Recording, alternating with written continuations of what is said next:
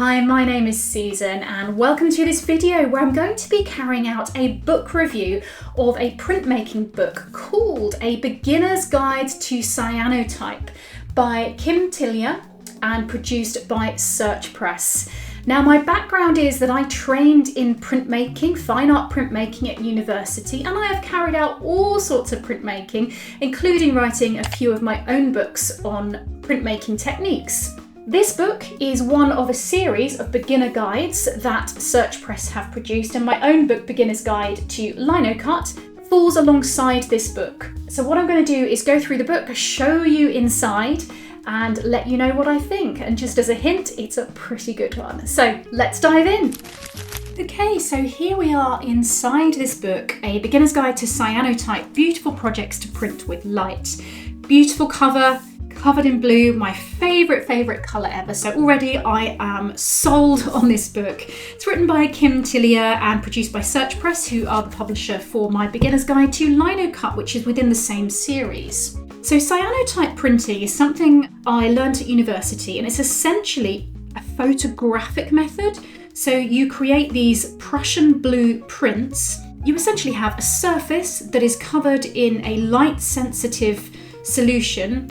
You expose the surface to the sun to create these prints. So it's all about wonderful silhouettes. So this book is what explains what cyanotype is, which actually when I read this book, I found this fantastic because it was a really great history or origins of cyanotype. So this would have been created in the same, similar era to where photographic processes were created.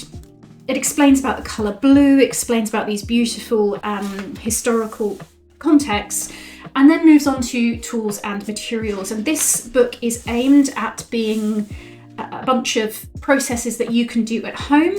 So very much it lists very simple tools and materials, brushes and jugs, and the chemicals required, as well as some health and safety information as well.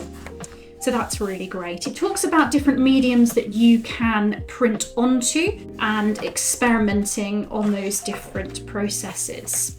The beginning bit has basic techniques, which is a very similar format to my Beginner's Guide to Linocut book, which again had the tools and materials and basic techniques at the beginning and then moved into a series of projects to allow you to explore the medium.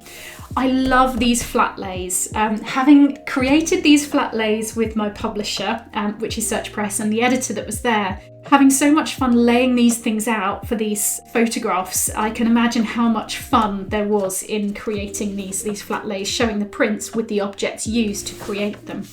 So the basic techniques are explained, how it works, timing your exposure, etc. Great pictures, great explanations, and this is quite nice and detailed with some additional bits and pieces for toning cyanotype.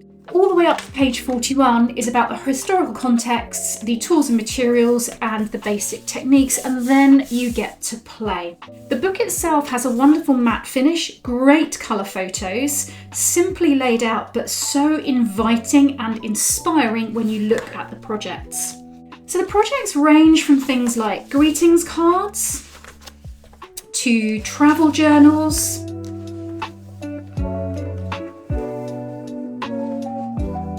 more pop-up cards. So pop-up stuff is brilliant, I love this. A lace purse, so we're starting to move on to fabric. Cutlery roll, love this. Tote bag. So you can see a nice range of products on fabric and paper. So you end up with these beautiful finished results, which I think is really thoughtfully done, with great pictures, explanations, step-by-step instructions, options, warnings, and these lovely pictures as well, showing a range of options for most of the projects, which I think is really great. As a creative person, yeah, you love the basic instructions and the method, but then seeing options kind of gets your brain thinking of ways that you can experiment and make it your own. So I really love this. Toil and trouble when things go wrong at the end, which is essentially a troubleshooting. If things don't work, why might it have happened? There's a bit on reusing and recycling, which I'm a huge fan of. and then a nice last word. There are templates at the back to use for the projects that had templates, an appendix of suppliers, further reading, index, etc, etc. So handy kind of links and bits and lists to photographs. So all in all, this book is 112 pages long, packed full of beginner-friendly information. So I think it does what it says on the cover, Beginner's Guide to Cyanotype. Beautiful projects to print with light. I think this is exactly what it says on the front. I think it's wonderfully laid out, beautifully written, plenty of wonderful imagery, which I absolutely love. And you can see here it's all laid out in a really simple contents on a single page. So I highly recommend this book. If you fancy doing some simple printing that can be done from home, that is a little bit different, and yes, it requires a few chemicals for you to purchase, but you can do this kind of printing with found objects, leaves, natural materials, lace, cutouts. There's so much you can do with this. It gives a lot of scope for creativity, for playing with the sun, for exploring nature, and I am going to be doing some of the projects from this very shortly. So I hope you find this interesting. Okay, so thank you for watching through my little flip through of this book, A Beginner's Guide to Cyanotype.